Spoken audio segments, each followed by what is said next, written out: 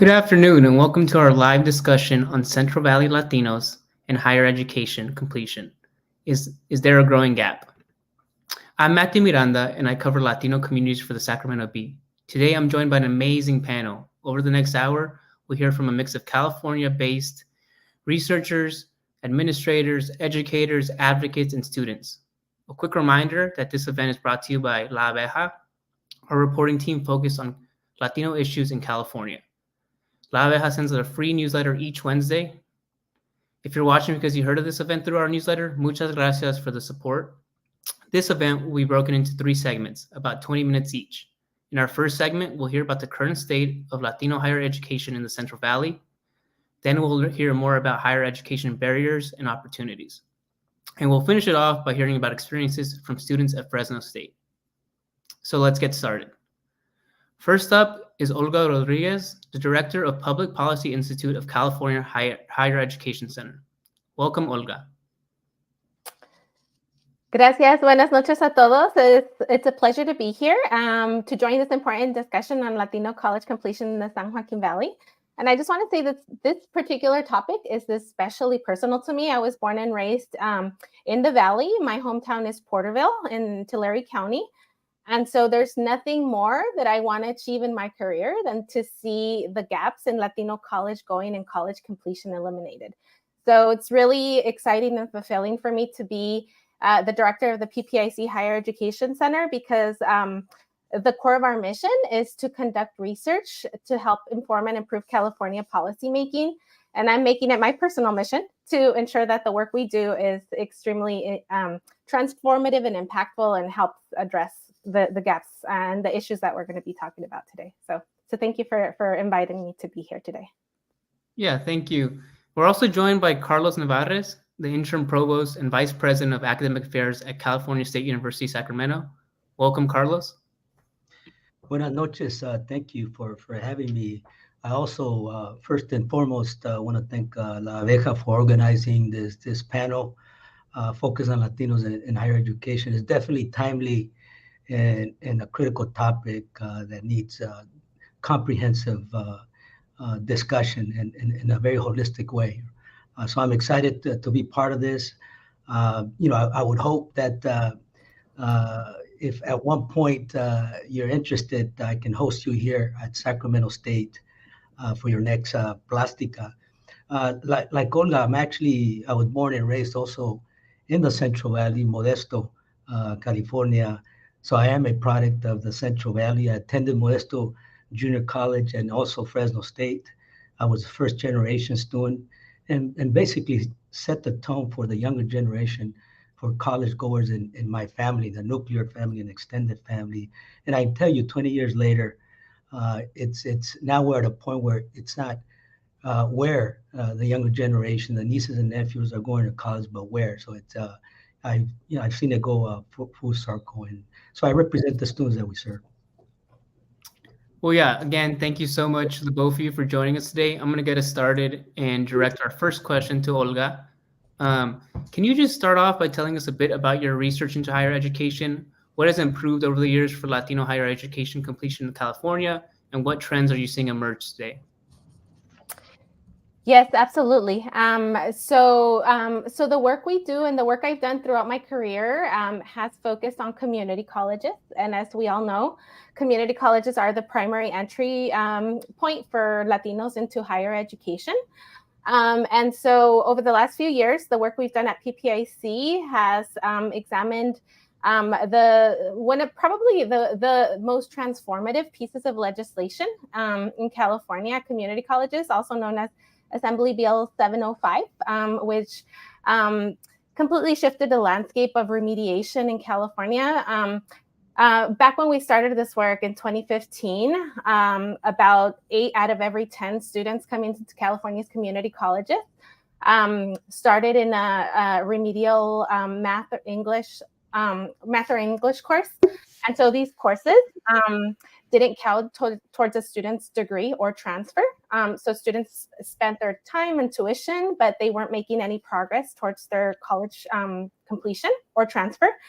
And so this law passed, and it was fully implemented in 2019, fall 2019, and it completely flipped the switch. Now, that in that first semester, about over 70% of students in math were going straight into a transfer level math course that counted towards a degree.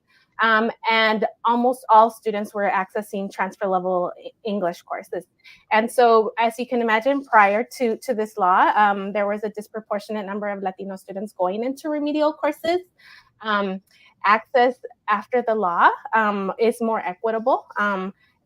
The latest research we published actually shows that now we have almost universal access to transfer level math and English at community colleges. And so because now everybody has access, our equity gaps in access have eliminated. We've also seen some significant improvements in completion of these courses, successful completion of these courses.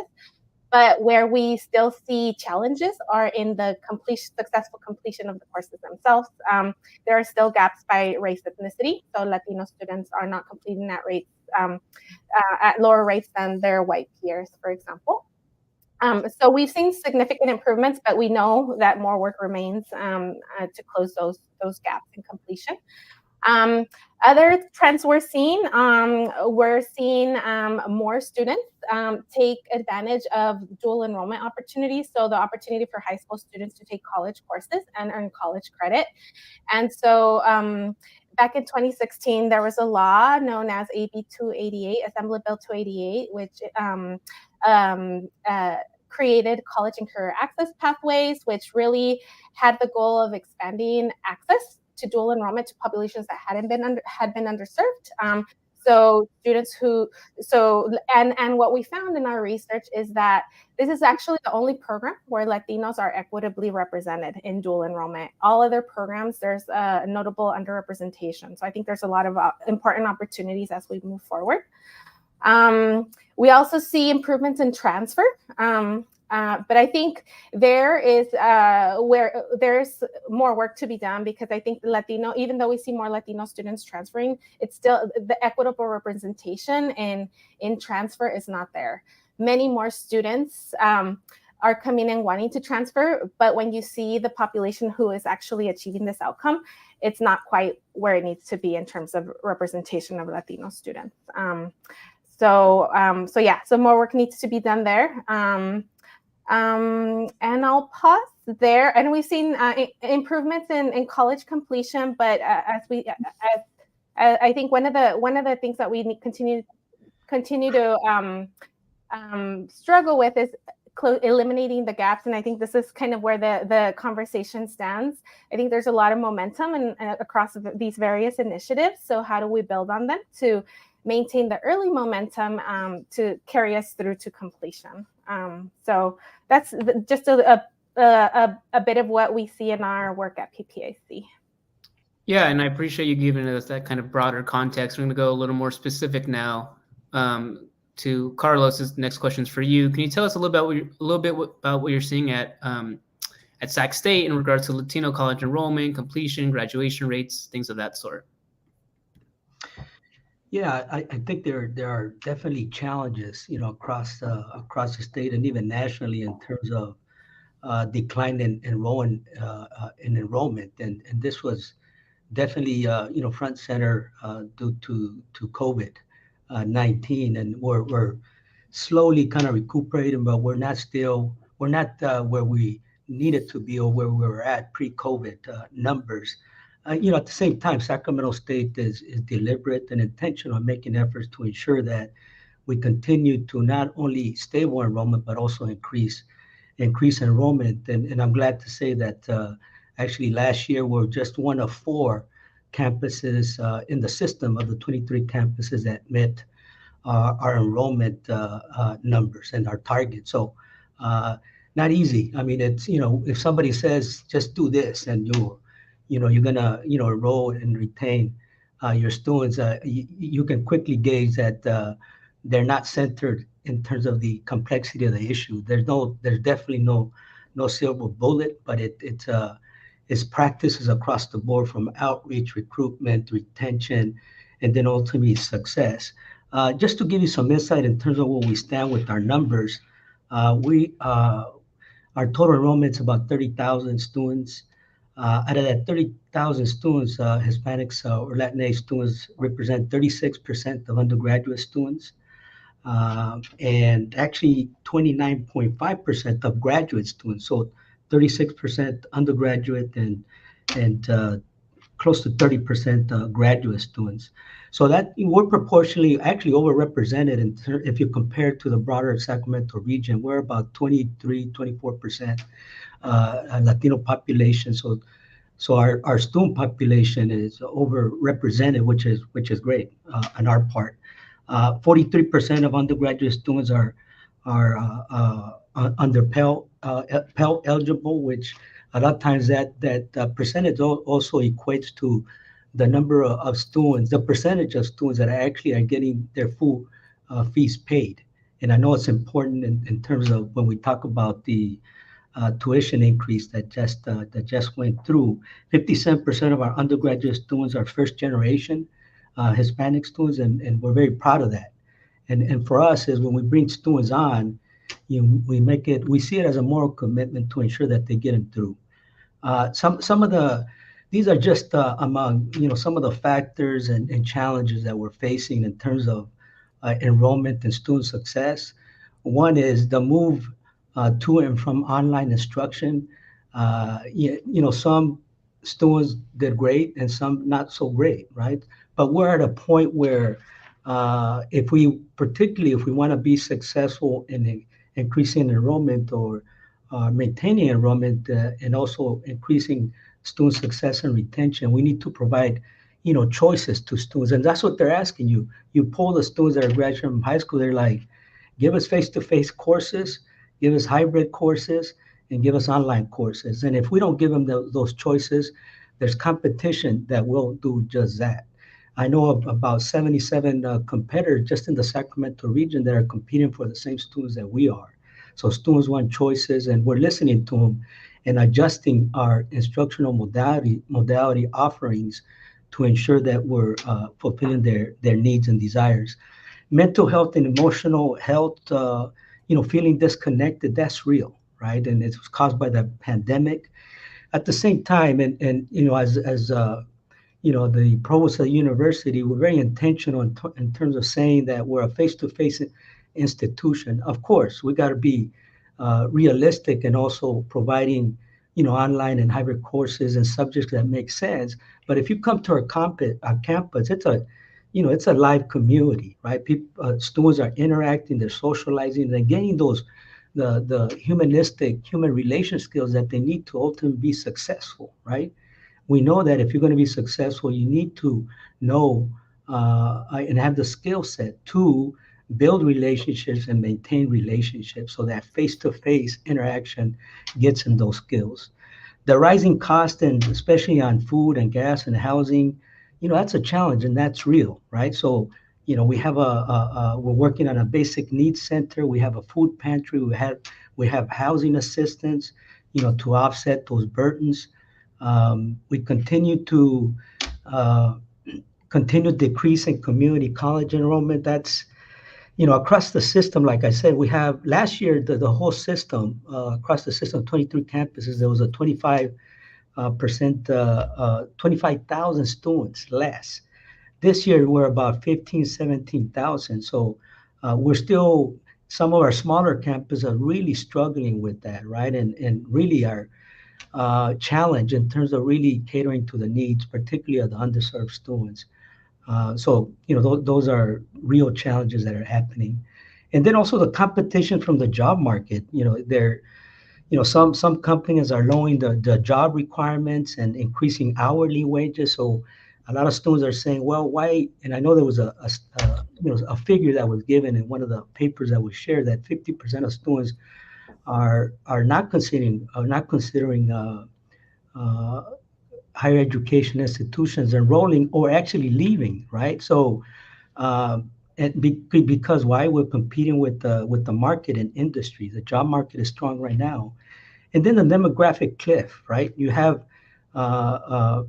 families that are leaving the state, or you have a college age population that is no longer available. And that's the unique thing about the Central Valley, and that's what makes it unique. In that the Central Valley, it still has a young age population with college age students, right? So knowing that California is the fifth largest economy, and we need educated workforce to maintain the vitality of the state, who best to serve the state if it's not the Latino students? Um, just one last thing. One of the things, and I actually wear my little pin here, the Excelencia. We're a Hispanic serving institution. We just received the reclassification for the Seal of Excelencia. We're one of 7 across the state system. Channel Islands, Long Beach, LA, Northridge, Sacramento, Fullerton, and Fresno are the 7. And basically, what both the Hispanic Serving Institution designation and the seal illustrate is that we are serving and committed to purposely serving our Latino students. It shows our intentionality of impact we are having on increasing student success. Thank you so much, Carlos, for giving that specified view into Sac State. I do want to ask one last question because we are running out of time for this panel. We did get a few questions from the audience about, as you mentioned, Carlos, the student tuition hike that's coming up. How do you anticipate the CSU tuition hike will impact Latino students? I want to give you both the opportunity to answer that one. Maybe Olga, I could go first for that one. Yes, so Carlos probably has a little more insight because he's in the kind of at the university. What I will say is in California, if you're low income and you apply for aid and you get a Cal Grant, hikes in tuition shouldn't be a concern because the Cal Grants rise to cover those additional costs. And I think that's one of the biggest things that I think is important to clarify, because it's often kind of like the big headline, it rises in tuition. But if you apply for your FAFSA or you got a California Dream Act, and you get a Cal Grant, then you shouldn't be concerned about the increases. Those are covered. So yeah, I feel like and many of in our Latino community are first gen low income, and so they should, if this should be maybe just more awareness to apply and seek that aid to make sure that your tuition is covered. Yes. So as you all know, in September, the Board of Trustees for the Cal State University system made a decision to raise tuition by 6% per year for the next 5 years. And the increase will go into effect 2020, the fall semester of 2024.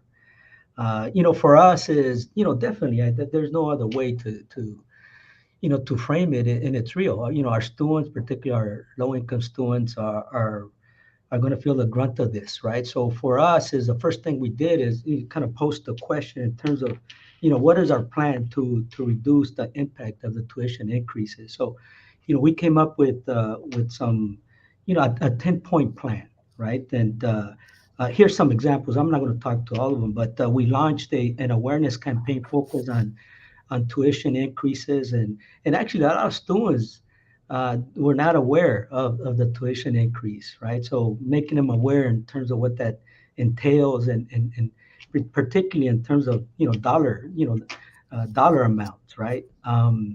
And also the financial aid resources. I know a lot of times, particularly first generation, you lack the information and where to go to for the resources to offset the cost in tuition. So an awareness campaign. We also increased scholarship. We're working on increasing scholarship utilization rate by streamlining and simplifying scholarship processes. Right now, the utilization rate's at 60%. We want to increase it to 80% or 90%. You have scholarships that are not funded because a lot of times students don't know the scholarships, or there's lack of application. So there's major money there to be had, but we just got to get the word out, to the students. So that's another way to offset the increase. We also, like I said earlier, establishing a basic needs center for those most in need. We're increasing student opportunities for employment, and we know that's a high impact practice that students that actually work tend to actually do better and complete in a timely manner and be more successful than those that are kind of the commuter and just coming to class and then leaving. And then also increasing fundraising for scholarships for students most impacted by a tuition increase. At the same time, there are benefits. So what are the benefits that will be accrued or gained from this increase? Well, we can bring to scale the quality of some of the programs that we offer. It can help retain and actually pay for these faculty. We're currently in collective bargaining, and faculty are negotiating salaries, so this will help actually pay for that increase, and it also helps retain faculty if we're paying them adequately, right? So it'll support also programs for students. It'll improve safety with facilities, enhanced technology. Um, and yeah, those are some examples. Additional revenue is often used to create campus-based financial programs. So, as Olga stated, some of that money will go back to offset particularly the neediest of students. So those are examples in terms of what we're trying to do, to offset the impacts of tuition increases with our students. Well, thank you both for your insight and just making time today. That does do it for our first panel. We're going to move on to our next segment, which will be led by Modesto B education reporter Taylor Johnson and Juan Esparza Loera, editor of Vida en el Valle. Thank you, Matthew. And thanks to everyone for joining us tonight. I'm Juan Esparza Loera, editor of Vida en el Valle, and we will chat tonight with Audrey Dow of the Campaign for College Opportunity and Dr. Benjamin Duran of the Central Valley Higher Education Consortium. We'll be talking about the barriers and opportunities to Latino student success. But first, let me welcome Taylor Johnson. Hello, everyone. My name is Taylor Johnson. I'm the education reporter for the Modesto Bee. So our first question is for you, Audrey. In 2020, Cal State reported its highest ever enrollment of nearly 500,000 students. 3 years later, projections show that the system-wide declines of about 25,000 are the highest rate in the system's history. What does your research say about these historic enrollment declines, and why does it matter for Latino higher education enrollment in the Central Valley? Thanks for the question, Taylor, and thank you to La Abeja for having the Campaign for College Opportunity here today. We saw some dramatic declines in college enrollment across the state, really during the kind of second year, if you will, of the pandemic. And we continue to see stubborn declines in enrollment, things not budging to pre-pandemic levels. We see most of those declines at the California State University system and the California community colleges. That's really important because when Latinos earn a bachelor's degree in the state of California, the majority are earning their bachelor's degree at the CSU system. So the CSU is vital to creating Latinos with the baccalaureate degree. I think it's important for your, folks tuning in today to know that, despite Latinos being nearly 50% of all children in the United States and close to 40% of the population in the Central Valley, we only have about 14% of Latino adults with a bachelor's degree. That really spells a big problem for our state when you think about the fact that we have a knowledge-based economy, right? The entry-level credential for a job that provides benefits and is stable over time is a baccalaureate degree, and far too few of our Latinos have those degrees. And so it is imperative that our CSU system is serving Latino students well and making sure they know that they have a spot there. The declines that we saw over the pandemic really come down to issues of affordability. Students had to make incredibly difficult choices about whether or not they needed to work or whether they go to school. And I can't even imagine thinking of a higher education as a luxury because I need to put food on my table, or I need to ensure I have rent for another month. I think it's also important for everyone on this webinar to remember that today's students aren't 18 years old coming out of their parents' house, right? They have the security of mom and dad at home, and they have, a whole community behind them, supporting them financially to go to school. Our students today are heads of household. They have children, or they are active contributors, right, to the family's income. And our Latino community was hit the hardest in the pandemic in California, and we lost a lot of individuals, and that had a real impact for students who may have lost a primary breadwinner in their family, and they needed, again, to work. We hear up and down the state that students are taking that $20 an hour job, $25 an hour job at Amazon, at UPS, because that money, not because they don't value a college degree, not because we haven't done our job as educators and college access providers to talk about the value of a degree. It really comes down to affordability and being able to meet basic needs. And that really will lead into a bigger discussion about how we as a state and region need to do a better job of tackling college affordability and the true cost of college. Thank you. Thank you. Thank you, Audrey. Dr. Duran, this question is about the unique challenges of retaining college-educated students in the Central Valley. This question comes from Annalisa Freitas of Modesto. Her question is, are Latinos that get higher education degrees staying in the Central Valley, or are they leaving? And what are the students that don't get higher education? Are they more likely to stay in the area? That's a really wonderful question. And first of all, thanks for having us here from the Central Valley Higher Education Consortium, which, by the way, includes the 9 counties from Kern all the way up to San Joaquin County. And so we include 28 colleges and universities. So we get a good sense of what's going on. But with respect to the question, we lose students when they go away to the coast or to Southern California for their bachelor's degrees and don't come home. That's when we lose a lot of our students. Typically, if the economy in the Central Valley is such that it can create jobs, jobs that require bachelor's degrees or master's degrees, typically those students who are educated here in the Central Valley will stay in the Central Valley, especially those in the areas of health, the areas of public service, of education, and that sort of a thing. So yes, we do lose students, but we lose students because they go away. They educate wherever they are. They stay there because there are opportunities there for them. And so here in the Central Valley, our colleges and our universities have been working really, really hard to recruit and get students to come here. And that's one of the reasons we're working on our Central Valley Transfer Project, to making sure that students have pathways to transfer directly to our 4-year universities here in the Central Valley, out of our community colleges, or frankly out of the K-12, because we do a large program around dual enrollment.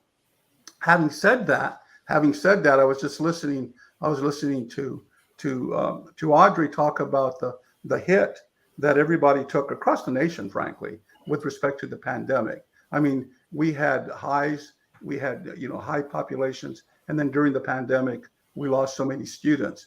But I'm really happy to announce this. I'm gonna share this with you. I've been waiting to share this with you. So in the Central Valley, I'm going to pick a couple of the schools, but it's pretty much across the board. For instance, at State Center Community College District, in the year of the pandemic, when it hit, there were 35,030 Latino students in their district. When we came back, of course, and then in 2020, 2021, bad. Across the board, we all agree it was bad. In 2022, 2023, the number is now 35,454. So the number of Latino students at State Center Community College District is larger now than pre-pandemic. The same thing is true, by the way, at Kern Community College District. The Kern Community College District had 13,755 Latino males.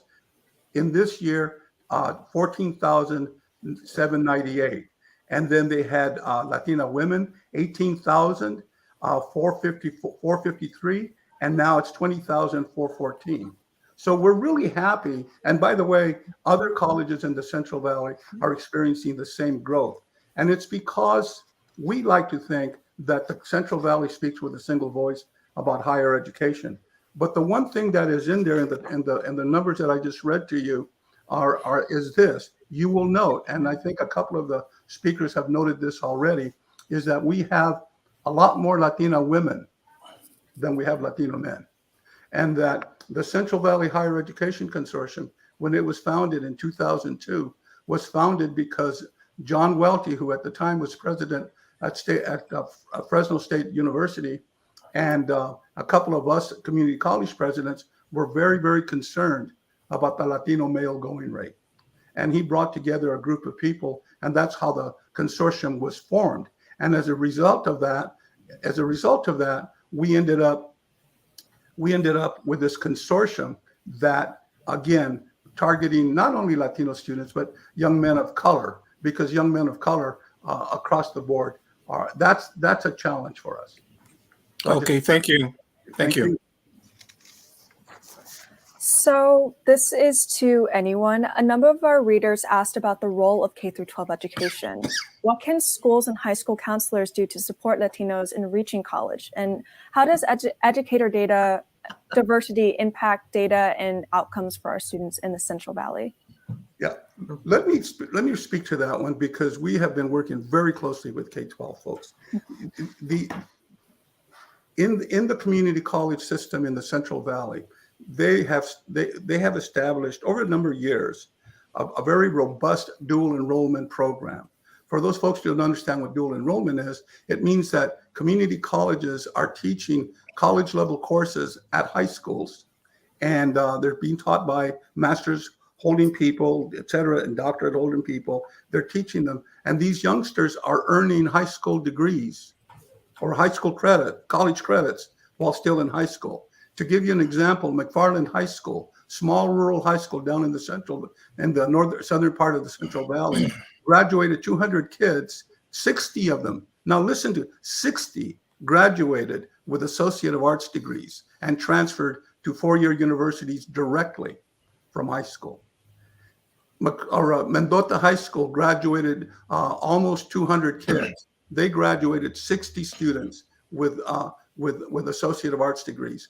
Firebaugh High School, Tranquility High School, 100 kids, 20 of them graduating with Associate of Arts degrees. What that tells us is, though these kids are graduating with Associate of Arts degrees, it tells us that there are a lot of them that are holding 15 or 20 or 30 college units before they go to college. So that speaks to the K-12 partners partnering with their local community colleges to be able to provide these pathways. We're doing another program called Math Bridge. So there are a lot of students, I was one of them, who in high school are not good math students, and they don't want to take mathematics. But we know that if they get their gateway math course and their gateway English course out of the way before they get to college, their chances of finishing are going to be far greater. And as a result of that, we have high school faculty and community college faculty coming together, developing the college course, delivering the college course, and the pass rate is around 95%. But even more impressive to me is that of those youngsters who did not like mathematics, 20% of them, when they go to university, choose STEM majors. They choose majors that require mathematics because they realize, oh my gosh, I can do this. So there are other examples of things that we're doing that I'll share later on if the opportunity presents itself. But with respect to the K-12s, the relationship between the K-12 systems and the community colleges and their universities is essential. And then another thing that I would say to you is, as our community-based organizations, in Fresno, there are two organizations that I'll mention. There are others, by the way, and there are others up and down the Central Valley, but I'm going to mention these two. One of them is the Parent Institute for Quality Education, PIQUE. It's an organization that brings parents together, and they talk to them about being advocates for their children, being able to go to the school and talk, and if they're non-English speakers, finding out who does speak their language so that they can communicate. That speak at public. And then there's another organization called Go Public Schools Fresno. That organization, their parents were concerned because they heard about kids getting dual enrollment, but their kids weren't getting dual enrollment. So they worked together with the community college and the K-12 district. They came up with a resolution, and now dual enrollment is ubiquitous in the city of Fresno as a result of parent groups getting together with community colleges and high school folks. So those are just a couple of examples. Thank you. I apologize for jumping in, but I just got excited when I heard that question. Totally understand. Audrey, did you have anything to add? I'll add two things, Taylor. Thanks for the question. First, there has been some tremendous improvement in the Central Valley and across California in the rate of high school students graduating, right? The Central Valley and the state are close to 90% of all high school students are reaching that point of graduation, which speaks volumes to the work that K-12 is really doing to ensure students do that. But like you and I know, a high school diploma does not equal college admission, right? Students successfully taking or does not equal college admission, right? And it definitely does not equal college admission to our California state universities and our University of California. Statewide, close to 50% of all high school graduates, a little under half, complete the A to G curriculum, those classes that students need to take and earn a C or better to be eligible applicants to the CSU system and the UC system. In California, that doesn't mean you're competitive. It just means you've met the first kind of, hurdle to jump over.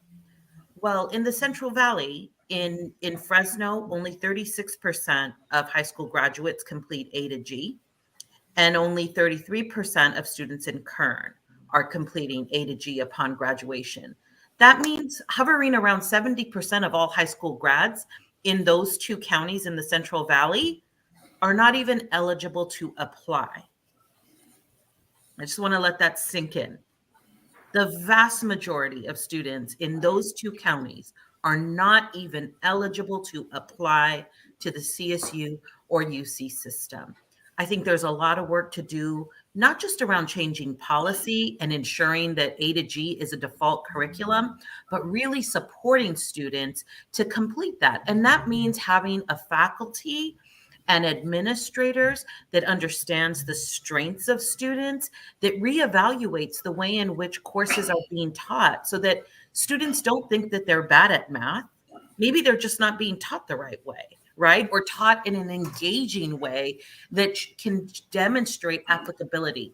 There are tremendous strides in math education. There are tremendous strides in science education. And I think that we need to think about ways to accelerate and scale that, because I think we can all agree that saying we're okay with 70% of students to start at a community college, if they go to college where completion rates are the lowest and we're less than 2% will transfer in 2 years like we promised them, is not the route. So there's work to do there.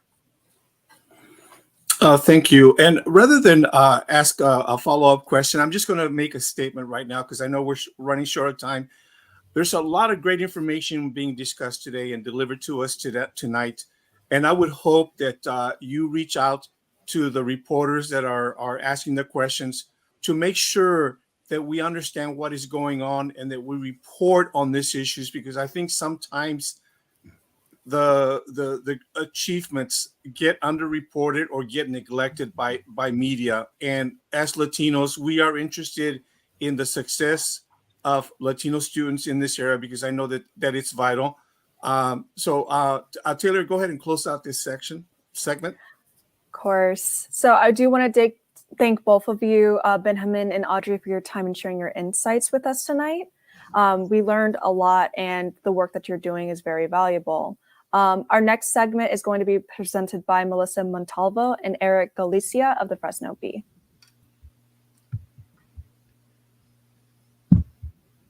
Thank you so much, Taylor. For this final conversation about Latinos in higher education, we're going to hear directly from students. So first, I'd like to welcome Joseph Aquino, who is a Fresno State freshman studying political science and also a former student board member of Fresno Unified. Welcome, Joseph. Hi, thank you so much for having me. And I'll pass it over to my colleague, Eric Galicia, to introduce our next guest. Hello, everybody. We're also joined by Crystal Navarro, a social work graduate student at Fresno State who has a lived experience of incarceration. She's a member of the university's Project Rebound cohort and an advocate for system-impacted youth. Welcome, Crystal. Thank you. Thank you so much. So, Crystal, can you tell us a little bit about your education journey? What has been the benefit to you of having the type of space that programs like Project Rebound provide? So when I began at my community college, I am from Porterville and I did attend Porterville College. I am a first generation student as well. So it was hard for me. I remember going in to do my graduate stuff and to complete things for graduation. And if it was not for my counselor at the end of that telling me, have you ever thought about going to a CSU or a UC? And I remember telling her, like, what is that? What is that? Like, I really did not know. I knew what Fresno State was, but when she talked to me like that, like, I had no idea. My parents did not come from education. They did not graduate high school. So, she did that with me. She helped me with my application process, and I was accepted to Fresno State. I got there and I found this whole community of, people that were just like me. Latinos, I'm a very proud Latina. And, I had never even thought that I would want to get a bachelor's degree in AA in my family was just huge. So being surrounded by the supports that I had there at Fresno State, because I am proud to say that despite, the numbers of Latinos, we want them to be higher. We want to get bachelor's degrees. It gets even lower in grad school, right? Less Latinos getting master's degrees. So seeing, other people being able to do it and just having that guidance and that support and that community and I participated in our Chicano commencement. It was huge. Beautiful just to be surrounded by so many Latinos that were getting their bachelor's degrees and many moving on to grad school. It was just a proud moment. So I am happy to say that at Fresno State, I have felt very supported. There is many different, services and supports there for all the students, but as well as, our Latino community. I definitely feel supported there. And also feel like if it wasn't for me going to Fresno State, I don't know that I would have had all of the opportunities that I had, especially with the intersectionalities that I do have, coming from a marginalized population, incarceration, just a lack of education. All of those things really made it difficult for me. And at my community college, unfortunately, I did not have, a whole lot of support of people telling me, you can do this, you can do that. I aimed very low and I thought that an AA would have just been huge. Thankfully, like I said, those things changed and I have been able to flourish at Fresno State and want to continue and just feel really supported, by not only Project Rebound, but my university. They do, help. I believe it was Audrey that said, our students do not look like they used to, they are head of household, which I am, they have children, which I do. It is much different. And so, my university has always supported me with providing me grants or scholarships, anything to help me through my academics. And now I'm in grad school. So yeah, it's been a journey and definitely I have that support now. So I'm very happy to be a student at Fresno State, a graduate student at that. Thank you. Thank you so much, Crystal, for sharing. This next question will be for Joseph. Joseph, we're hearing from readers, for example, Francis Lopez of Modesto wanted to know just what are the best ways Latinos can support their loved ones who want to pursue higher education. So could you just tell us a little bit about your education journey as well and how your family played a role in that? Yeah, I can start off by saying, thank you for the question, by the way. I can start off by saying, at the beginning of my high school, education, I wasn't the best student. They would call me a frequent flyer for not going to class and doing this and doing that. It was until I kind of took the words of my aunt who was the first in my family to go to, a top-notch university at UCLA. She really set the bar high for me. And when I look at her, I think of, the success story that she has and the impact that she had on me. And I also wanted to, how can I say this? What impact can I leave on individuals, not only within my family, but within my community? And that's what I did. And I continue to represent my community in the best way possible by running for the, highest leadership position within, Fresno Unified, which is the student board member representing all of our students in the district. So, my education journey was a bit of a roller coaster, and it was very turbulent. My family was extremely supportive, and I'm very thankful that I not only had my Aunt Isabel, but my cousin Mariah, who recently graduated from Fresno State as well with her bachelor's degree. I'm really excited to be the first male in my family to be in college, especially, me being, a part of the LGBTQ plus community. In my perspective, I really do believe that I'm setting the bar high up for, students who look like me and are me. So, yeah. Thank you, Joseph. Thank you, Joseph. Crystal, this next question, we kind of, it seems like we've been touching on this topic a little bit throughout this forum. Audrey spoke a little bit about it, and you kind of touched on this in your last answer. But I wanted to get you to expand a little bit more on the type of support that you found in regards to this, right? So according to last year's CSU legislative report on Project Rebound, more than a third of the program students have children under the age of 18. As we know, it's not just Project Rebound students. There are a lot more students going back to school now who are parents with minor children. So can you tell us a little bit more about the support you found to balance your academics and your personal life as a parent successfully? Yeah, I think one of the biggest ones was being able to take my son with me to the university. That really made it huge for me. Being able to take him with me, it was really hard to find childcare.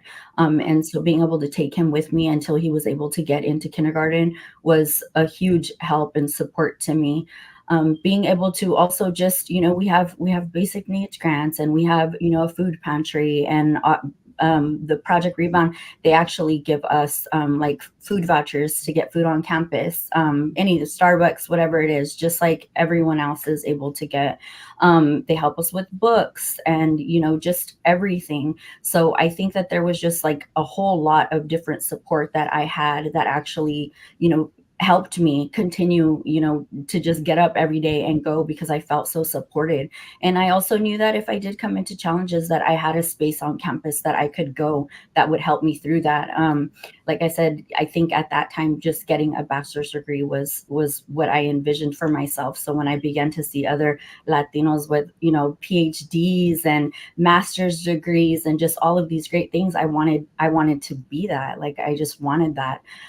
So yeah, I hope that answers your question, but I think there's just a whole lot of different supports, and it's accessing those resources.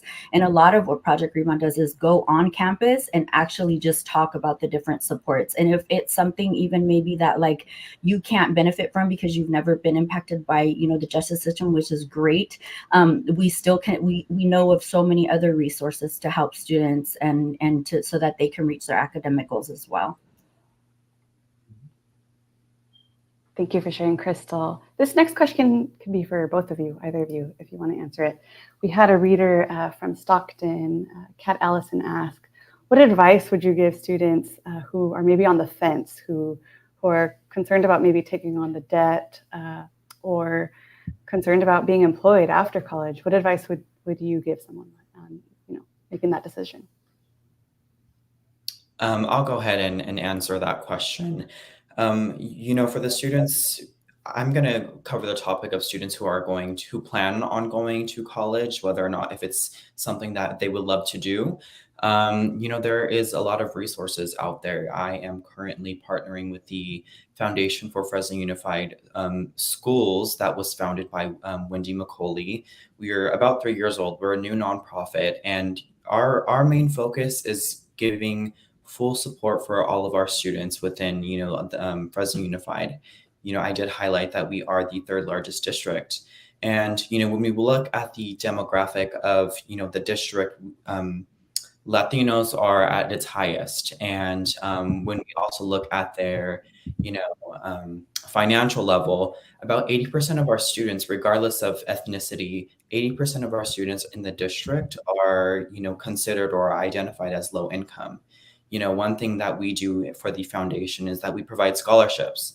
That's number one on our agenda, is making it our mission to ensure that all of our students, achieve at their greatest potential beyond K through 12. We do understand, and I did, bring the perspective of a Latino, that there are students who are like me, who may be undocumented, who don't have the opportunity to, apply for a FAFSA or whatever it is, and we want to ensure that we give those students that support as much as they need. And just to piggyback off of that, I think that a lot of what you said, yes, is very, important, and just providing equity over equality, right? Because we all come from different backgrounds, we all need different supports, and so if we can just, provide equity over equality, then we are going to be able to achieve greater things, and everybody will be able to.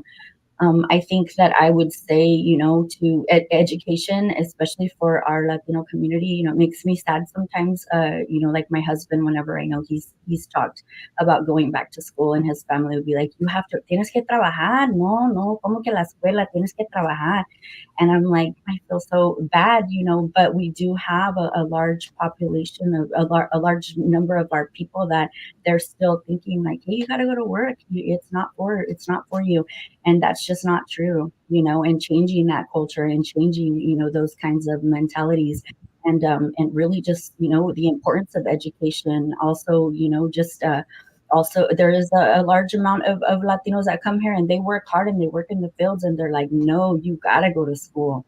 You have to go to school. So it just, it varies. And I think that I have overall had a lot of those different experiences with different people in my family. So go to school. It does amazing things for you. It really does. That my education it saved my life. And I say that, and I mean that, and I've said it a million times. But it's also allowing me not only to change the trajectory of my life, but for the generations to come, because now I see my little boy and he's like, go dogs, all little. And I'm like, yes. But I hope he even goes on to even greater than that. But just the importance of education and the way that it transforms individuals and gives us those opportunities to be leaders, not only in our communities, but hopefully, with creating policies that make things better for everyone overall, but providing equity as well.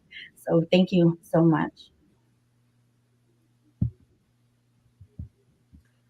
Crystal, I have one more question for you. And you kind of, mentioned a little bit earlier how your experience at community college was quite a bit different from your experience at Fresno State, right? I also read, the article that you were featured in the Focus Forward magazine recently, and you said that when you started community college, you felt like you didn't belong. So, what advice do you have for professors, administrators, other students who can make the college-going experience more welcoming to people with similar experiences as you? I think just to have empathy, for others, and understand that we all come from different backgrounds, offering your support. Inclusion is super important. I did not feel included.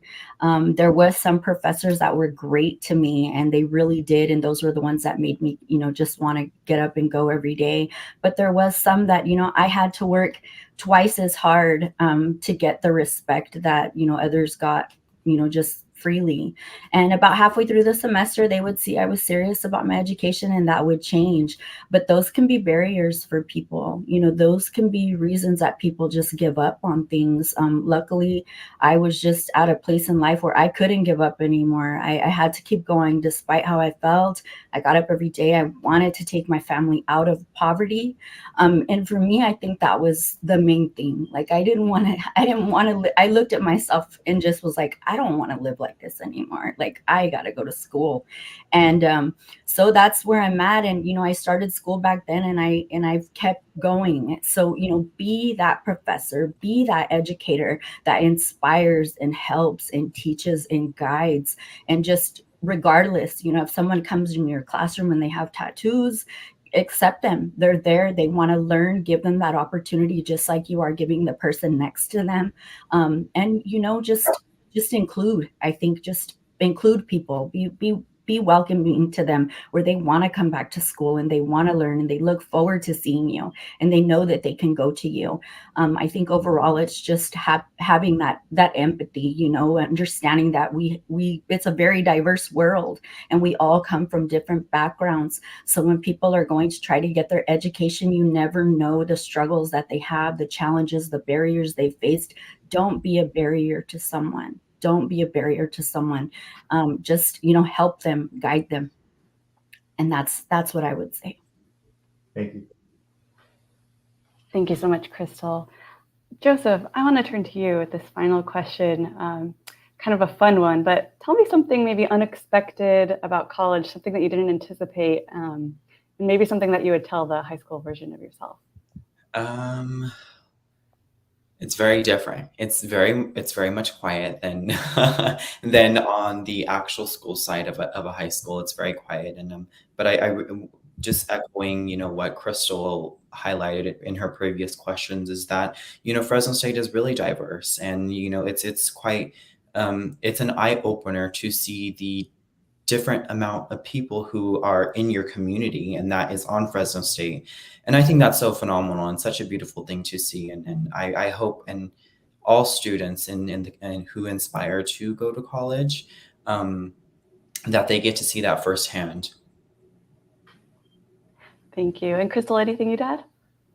No, just thank you so much, you know, for bringing awareness to this and for just giving me also a space to talk about my experiences and to offer, you know, encouragement to others. There is support. So I work for California Justice Leaders. I'm with Project Rebound. I'm easy to find if anybody needs help with college matriculation, FAFSA, anything. I understand what that's like to not be able to go to your families for that. Sometimes, you know, they don't know. So those are all things that I do voluntarily. I really, really just care about my community and giving back the way that people have given to me. So yes, I highly encourage people to just pursue their education. Well, thank you so much, Crystal and Joseph. And thanks, you know, this was really insightful. I also want to thank Carlos, Olga, Audrey, and Benjamin for sharing these insights on higher education in the Central Valley. We will definitely have a lot more to report on. So thanks everyone who joined for your time this evening. For anyone interested to learn more, the Public Policy Institute of California is actually hosting a virtual meeting with California's public higher education leaders on December 1st. So visit ppic.org to learn more about that. And please stay in touch with La Abeja team by subscribing to our newsletter, or send us a message on X, formerly known as Twitter, and tell us what you learned from this panel discussion, if you learned something new or what stood out to you. Again, please stay in touch, and thank you so much for your time. Consider supporting local journalism with a subscription if you can, or even gift a subscription this holiday season. Thank you so much. With that, we'll wrap up, and have a great rest of your evening, everyone.